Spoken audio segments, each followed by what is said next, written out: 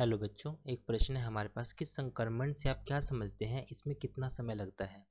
तो सबसे पहले हम बात करते हैं प्रश्न में प्रयोग होने वाली मुख्य अवधारणा। तो जैसा कि हम जानते हैं कि जो हमारे पास, मान लीजिए हमारे पास एक धनात्मक आवेश है, यहाँ पर एक पहली कक्षा है और ये हमारे पास मान लीजिए दूसरी कक्षा है। यहाँ से अगर कोई आवेश होगा वो अगर एक अवस्था से दूसरी अवस्था में जाता है, मान लीजिए यहाँ पर n1 का मान 1 है, यहाँ पर n2 का मान हमारे पास है 2। तो परमाणु का एक अवस्था से दूसरी अवस्था में जाना, मान लीजिए अगर इलेक्ट्रॉन नीचे से ऊपर जाता है या ऊपर से नीचे जाता है तो उसकी अवस्था में परिवर्तन होगा, तो वो हमारे पास क्या कहलाता है, संक्रमण कहलाता है।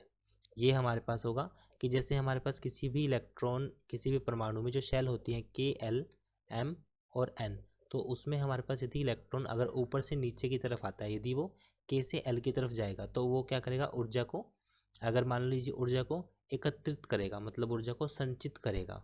अगर उसे के से एल में जाना है, यदि उसे एल से के में आना है तो ऊपर से नीचे आएगा, तो उसका मतलब वो ऊर्जा को बाहर निकालेगा, ऊर्जा का प्रवाह करेगा।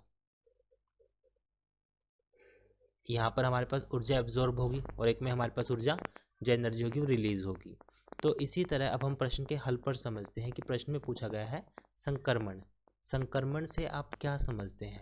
तो संक्रमण को हम सरल शब्दों में बता सकते हैं कि परमाणु का एक ऊर्जा अवस्था से, परमाणु का एक ऊर्जा अवस्था से के एक ऊर्जा स्तर से दूसरे ऊर्जा स्तर में जाने का,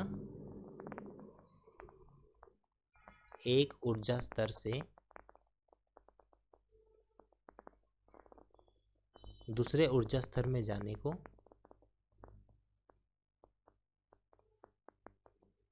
दूसरे ऊर्जा स्तर में जाने को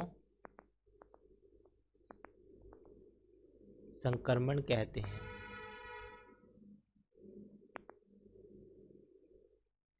संक्रमण कहते हैं। इसमें लगभग 10 की घात -8 सेकंड का समय लगता है।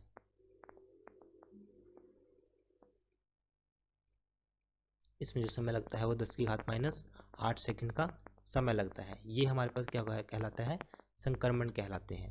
तो आशा करता हूँ कि प्रश्न का हल आपको समझ में आया होगा। धन्यवाद।